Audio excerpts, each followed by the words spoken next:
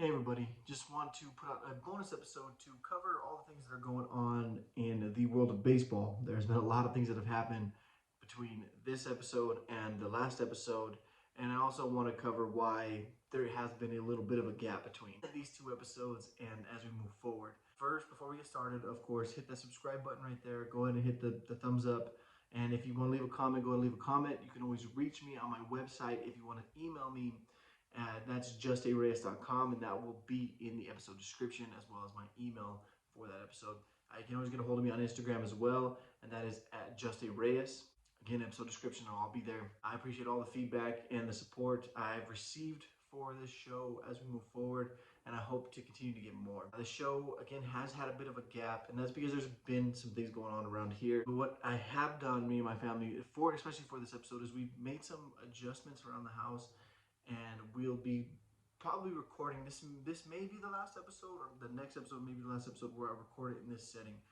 We have worked on making a tiny little / studio office space for me and my wife to both do what we're working on, right? As we have different projects going on, give us a little bit more of a set space to do that. So that will happen pretty soon.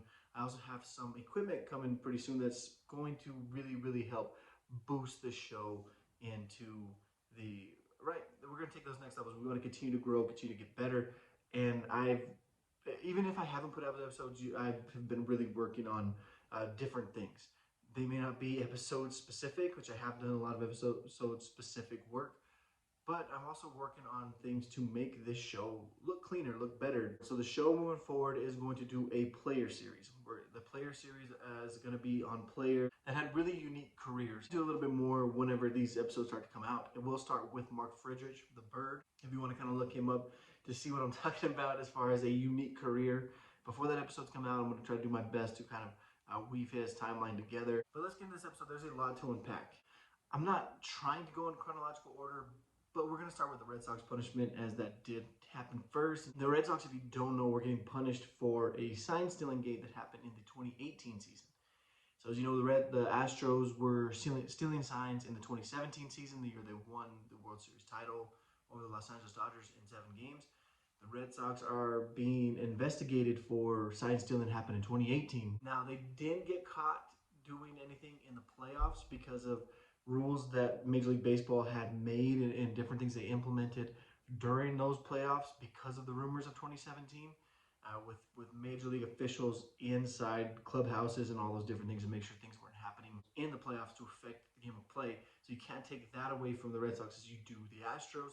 Still, the Red Sox have been caught cheating in the past. They were using the Apple Watches, I think in 2015. Alex Cora was with Houston, goes on to Boston. Boston is caught in the middle of the sign stealing gate again. It's hard to believe that he was innocent and not doing something. A really respected manager, very good manager. I liked watching him as a player. The punishment, I understand. So the Red Sox had already got rid of him once the news of the Astros stealing scandal broke. They let him go. Same with Beltran in New York. All those different things. Alex Cora was let go. He was replaced by Jim Renicky. And Renicky was the interim. They removed the interim title. He's their manager for a year. It looks like he's just going to do it for a season, then they may move on. The rumors are that they wanted to bring Alex Cora back.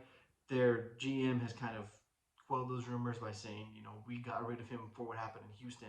Even if this report for the Red Sox comes back and says that he was innocent here, things weren't really happening here, it doesn't change our stance on letting Alex Cora go. But let's get into this executive summary. I'm going to put it up here on the screen so you guys can see it. Following an exhaustive investigation into allegations of improper use of the video replay room by the Boston Red Sox, I have come to the following conclusion. And this is by Rob Manfred.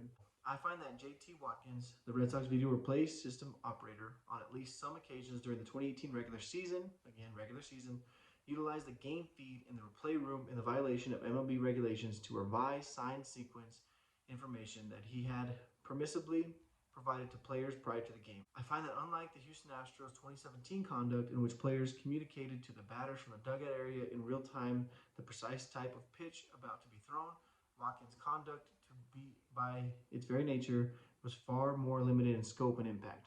The information was only relevant when the Red Sox had a runner on second base, which was 19.7% of plate appearances league-wide in 2018, and Watkins communicated sign sequence in a manner that indicated that he had decoded them from the in-game feed in only small percentages of these occurrences.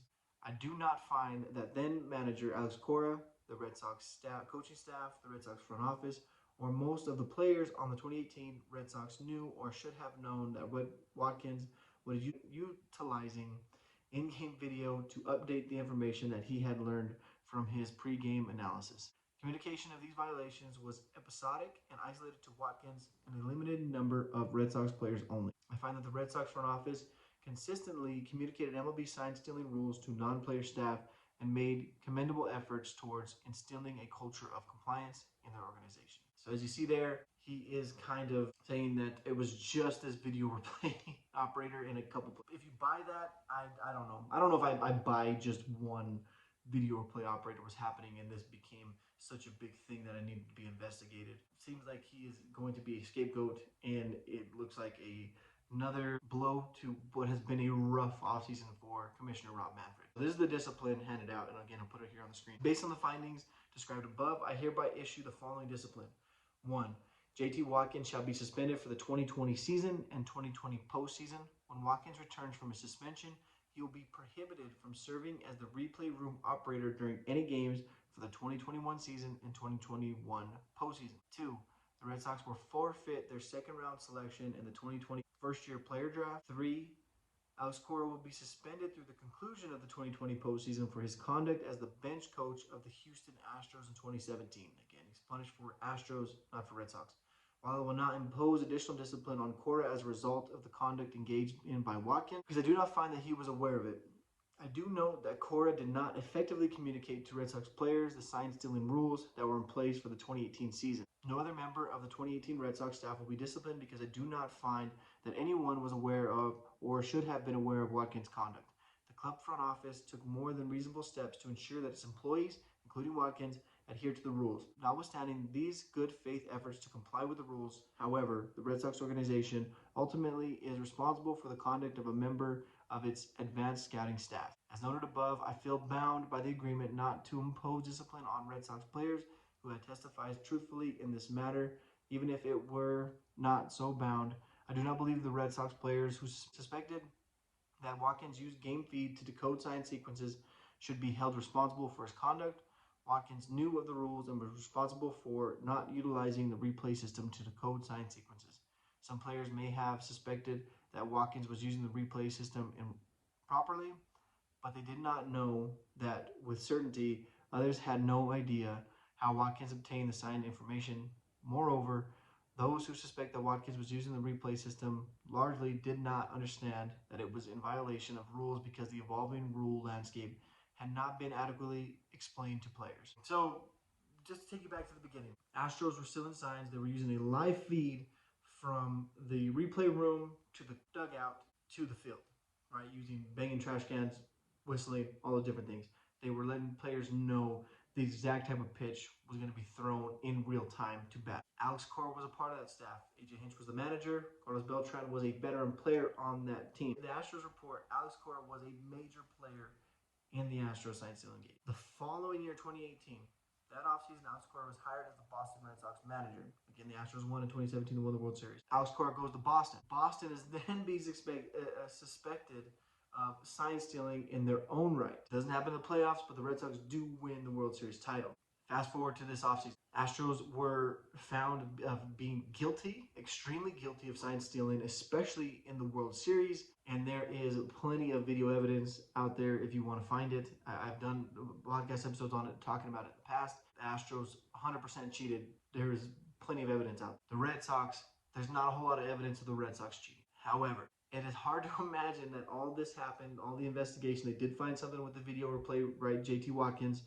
They have found enough to take a second-round pick away from them. It's hard to imagine that Alex Cora didn't have something to do with that or didn't at least know about it, right? It's like AJ Hinch and the guys over there, Carlos Beltran, saying they didn't even know about it. There's no way they didn't know about it. Punishment's handed out from all of this. AJ Hinch suspended for a year. Their general manager, and I'm sorry for the moment the name is escaping me, suspended for the year.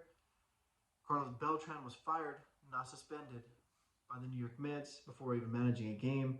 Alex Cora was let go and then later suspended for a season. Not a whole lot of punishment. No player was punished. It's still frustrating that no one player was punished, and clearly the players were involved. They're doing that because of the players were willing to talk, so they granted them immunity. So you petition everybody, you could get away with it scot-free.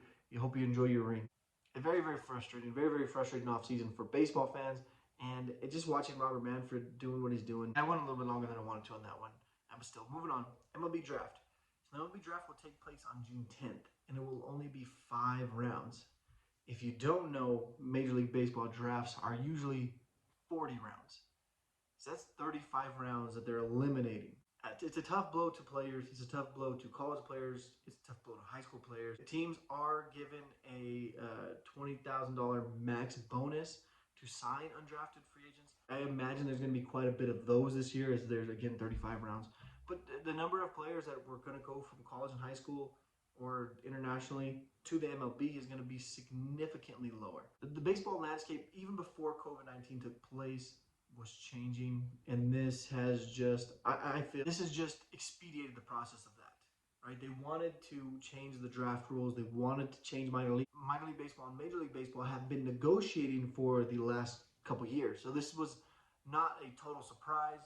It just, as soon as this COVID-19 hit, the minor league baseball lost any sort of leverage that it had. So Major League Baseball kind of steamrolled them. The deadline to sign these players, right, players that are drafted, is to August 1st. Again, it's just a tough blow for a lot of kids. And then moving forward in 2021, the draft is also going to be shortened. I believe it's only 10 rounds. And then hopefully 2022, things start to get back to normal. But the baseball landscape is going to be extremely different. Even if things clear up, right, we have a season this year and they play a full season next year, it's going to be different. The world of baseball is going to change because of this. I mean, the world in general is going to change because of this. A lot of these things were in the works already. A lot of these things are reactionary. Another reactionary piece because of COVID-19, and this is a tough blow for me and a lot of big-time baseball fans, is that the World Baseball Classic is effectively canceled. It was scheduled to be this year. It was talked about being moved to next year. And now it is saying that it may not return until, at the very least, 2023, if not later. I'm a big fan of the World Baseball Classic. And the last one that happened was the most exciting, the best World Baseball Classic we ever had. It was to help grow the game. It was great for baseball. Watching the Adam Jones rob that home run from Manny Machado, I believe in the semifinals in Petco Park. Watching them come back and win the World Series title against the Dominican, a very, very good Dominican team in Dodger Stadium. It was great, and now there will be no World Baseball Classic. Another kind of blow is baseball was scheduled to return to the Olympics. The Olympics aren't happening this year. They're being moved to next year, at least for the time being. There's been no word of a cancellation, just that they're moving it from 2020 to 2021. Baseball and softball is supposed to be a part of it, and now that is on shaky ground. And I hope they turn that around and they do allow baseball to be played. We need to spread the game. We need to help grow the game. And not having baseball in the world stage, in the World Baseball Classic and in the Olympics, is a big blow to them. That's how basketball has grown the way they have grown. The Olympics is a big part of it. Baseball needs to follow suit and learn from these things, and they just haven't. But let's get into the 2020 season. There's a lot to unpack. So let's start here. The Major League Baseball, they were part of a trial to use antibody testing. The antibody testing is a test if you have COVID-19. It also tests if you've had COVID-19. At least that's the theory behind it. Major League Baseball volunteered themselves and a lot of their staff to be a part of this. They tested 5,603 MLB employees, and out of those 5,603, 0.7% tested positive. And those numbers have been adjusted. I think it was slightly higher, but they've been adjusted because they want to make sure it's accurate, and then when they retested everything, only 0.7% came back positive. A lot of people are saying, only 0.7, let's go. Yeah, yes and no. So I've talked about it before. To make a season work, you have to have a lot of people involved. It's not just the players. It's not just the coaches. It's not just the training staff. It's not just the medical personnel. There's a lot that goes into it, right? You have the grounds crew people. You're going to have cameras if you want to watch the game. Audio people, announcers. There's a lot of things that have to happen just to make this thing work. You need the cleaning personnel. You need all these different things. So even having a little bit of a test, the way the COVID-19 works is even if somebody has it, one or two people have it, it can spread like wildfire. And that is the big basis, right? So that's the jumping off point, it seems, for the negotiations happening between Major League Baseball and the Major League Baseball Players Association. They're starting there, and then they're moving on to the economics of things. As far as the rules go for the health and safety side of it, this is what has kind of come out so far. This is from John Heyman. More possible MLB changes for 2020, limited travel, no traveling to out of country, right? If everyone that's involved in the field has to stay in country at all times, it's going to be more divisional play. So we talked about them getting rid of the American League and National League. Not necessarily. So the American League National League is still going to stand for the playoffs, but whenever you're playing in game in the league, the National League really not going to play each other. The American League is really not going to play each other. You're playing, so the National League West is going to be playing against American League West teams. Central, East. And that's the way it's going to go. But the standings are going to go, as far as I understand, towards the National League side and the American League side when it comes to determining the playoffs. Now, I don't know how they're going to work all this out. There's still a lot of details to be divulged to the public. But as far as I understand, that's the way they're going to go. An expanded playoffs also going to be happening, right, to 14 teams. But there's also the expanded rosters. They're talking about 50 players on each team. That's a lot of players. It's usually 26. That's 25 last year. They're going to go to 26 this year either way. They're talking about a taxi squad, just specific taxi players used specifically for MLB players to and from the stadium to their homes or to their hotels, whatever they're using. They're talking about runner on second base in extra innings, and this has been used. So the Major League Baseball bought the Carolina Leagues a couple years ago, and they were experimenting with the different pace of play rules. That's been Manfred's big thing, is the pace of play rules. He's wanted to make the game of baseball faster. That's where he's kind of stuck his flag in the ground and trying to make his mark. Second baseman has been used in the Carolina Leagues in extra innings. Give teams more likely chance to score a run to end a game in extra innings. There can be more double headers going forward. At least that's what they're talking about. Fewer off days, which makes sense. You knew that was going to happen. No high-fiving, no spitting, no fighting, no hugging. You are not allowed to touch another player for whatever reason. You will be punished severely if you violate these rules. So last Monday, the Major League Baseball came to an agreement and then went to propose it to Major League Baseball Players Association on Tuesday, and that's kind of what we're talking about, right? Those things that were part of the proposal. Here is the real bullets of that proposal. So a season beginning on July 1st would be around 80 games, right? With 78 and 82 possible. 82 would be half a season, or 81 would be half a season. So you're looking at half a season worth of games. Teams will only play opponents in their own geographical area, meaning the Mets would face only the NL East and AL East. Teams would open in as many home ballparks as possible without fans in attendance and be temporarily moved to their spring training site or another Major League Baseball park if they aren't able to open at home. And that goes with what is the state regulations at that moment. An expanded playoff format would mean 2 out of wildcard teams per league, only one team automatically advancing the division series. The team would be the best record in each league, and a new wildcard round where the 2 other division winners and 4 wildcard play in best of 3 series. Expanded roster to as many as 45 to 50 players. These are what Major League Baseball really was trying to push forward. This may not be what happens, though, is what I'm trying to say. Is that they're going to negotiate with the player side of it, and the player's going to be okay with it. An expanded 14-team playoffs would be pretty cool. And I'm going to put a bracket up right here. So this is what a bracket kind of looks like. And as you can see, the best overall team will have a bye. Then you're going to have 4 wildcard teams and 2 more division winners to make up the other 6. That's going to be kind of expanded upon as we go on. They're going to just kind of explain a little bit more moving forward. But here we are. We're talking about opening on their home sites as a big point for players. They did not want to travel. They did not like the biodome type idea and proposal before, where they all go to Arizona or they all go to Florida, or you have a 3-city Phoenix, Dallas, Orlando type thing going on. They wanted to play at home. They wanted to be home with their families. Manfred has come out and made a few big points on this as well. As he said, players that don't want to play this year do not have to. They do not feel safe. So it makes it even more important that Major League Baseball players open up in their home parks, because that has been what players have said.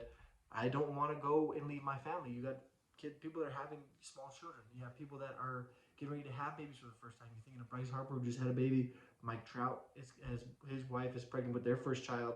If they decide not to play, that changes everything in the landscape of baseball. So opening up their home ballparks is very, very important to these players, and hopefully state regulations states are starting to open up right this month. A lot of states are starting to open up this month. We're starting to look at what's happening in Texas and in Florida and Georgia, to see how these things develop. As long as there's no second wave or the numbers don't start to jump out the board and we're starting to have this craziness that we were having the last few months, is as long as it stays the even keel, things can continue to move forward. Arizona opening up is another big part of what makes this momentum moving forward huge, because as they said, if you're not able to open at home, you need to go to your spring training facilities. So having Arizona and Florida open are the two big states that you want open up.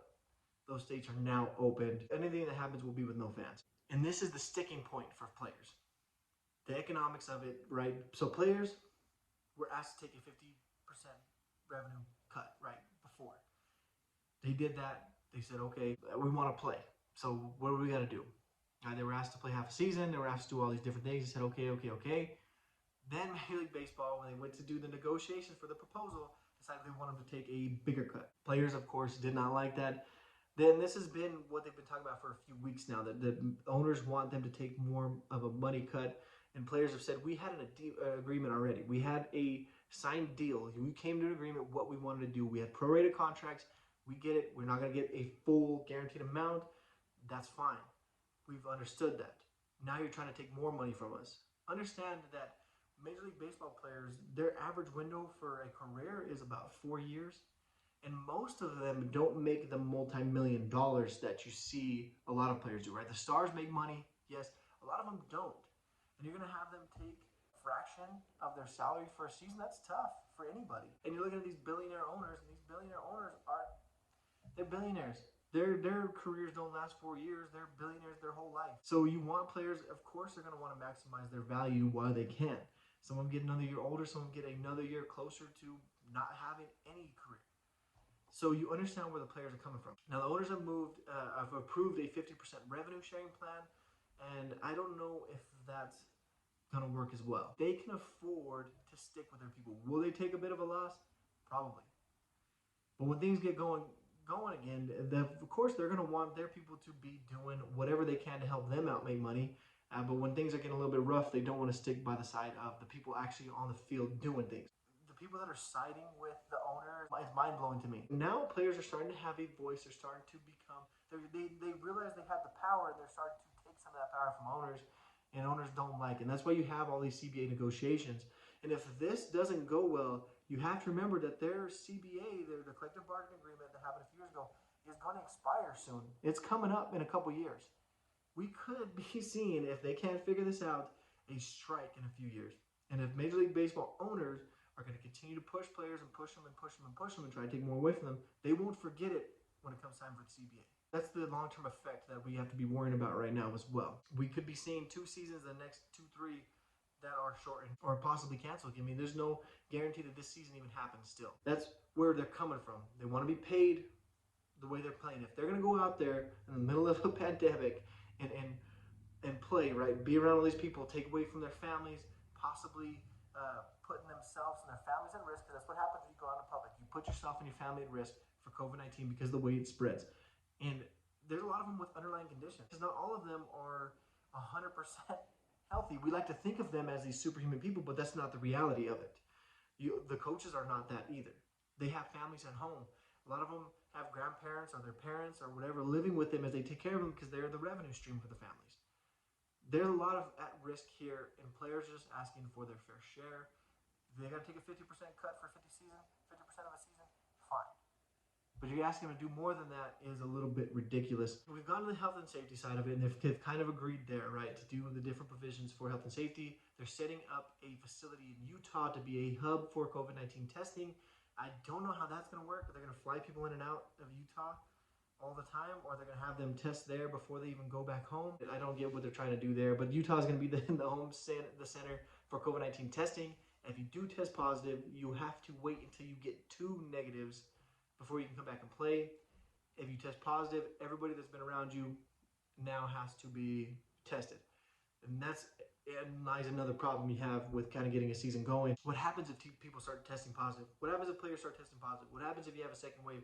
Do you really want to start a season just to have it canceled? Just to have it stop mid-season? What happens if we get to September, we're knocking on the door to the playoffs, and then you have an outbreak? Those things have to be considered. Players want to play. Owners want to get them out there. The commissioner want to get them out there. States want to get them out there. All these things are in favor of having a but there's still a lot of work to be done. There's still a lot of things to be considered. I'm very curious to see what happens here. Another little interesting tidbit from Rob Manfred, again having a rough season for a commissioner. He told CNN that if we don't play a season, the losses for the owners could approach $4 billion.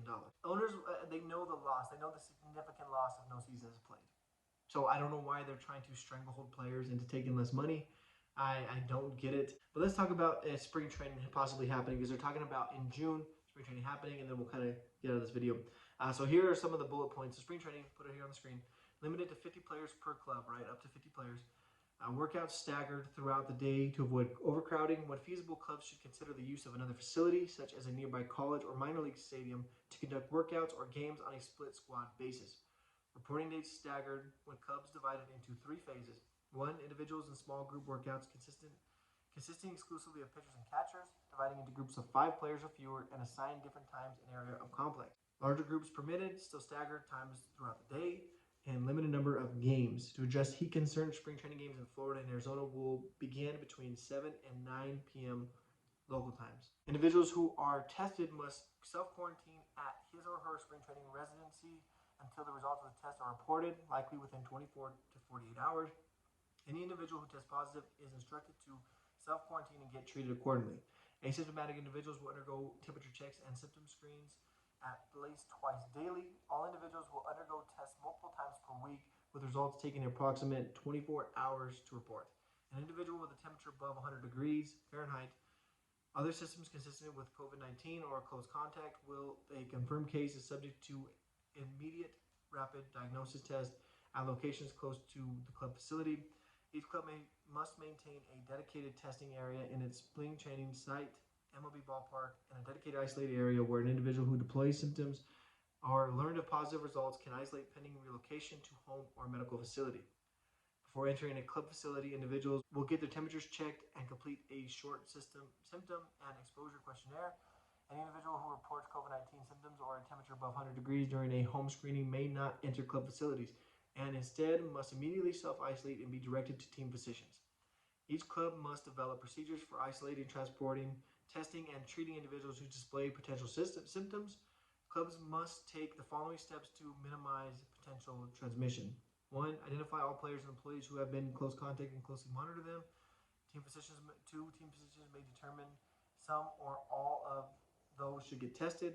3. Immediate cleaning and disinfecting of all club controlled areas. And 4. Reinforcing the importance of hygiene. There is serious momentum moving forward in baseball. Again, players want to play. Owners want to see them out there. They both want to make money. They both want to play the game.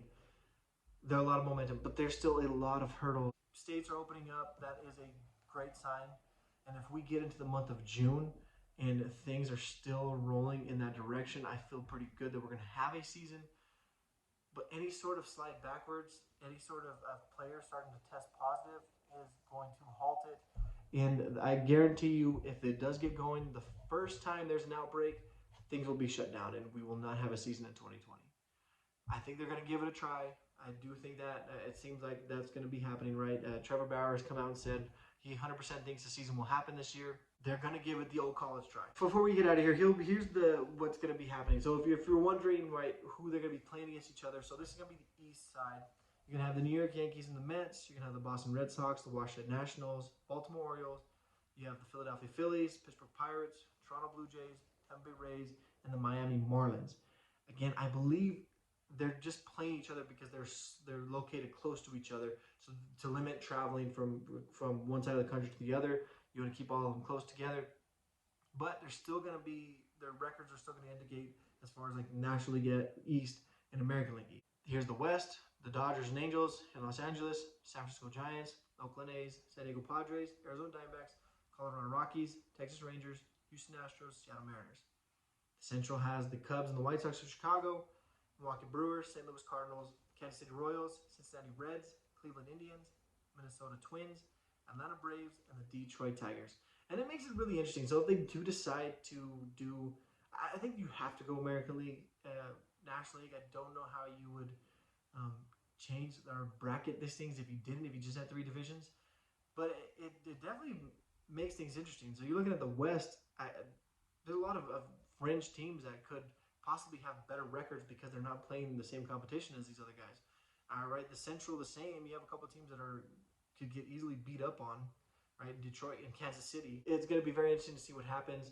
There is some momentum. I really do hope baseball happens, but there's still a lot of things moving forward. And hopefully by the time the next episode comes out in the next few days, we do have more news, and that Major League Baseball and Major League Baseball Players Association can come to an agreement of sorts, and we can get these things going.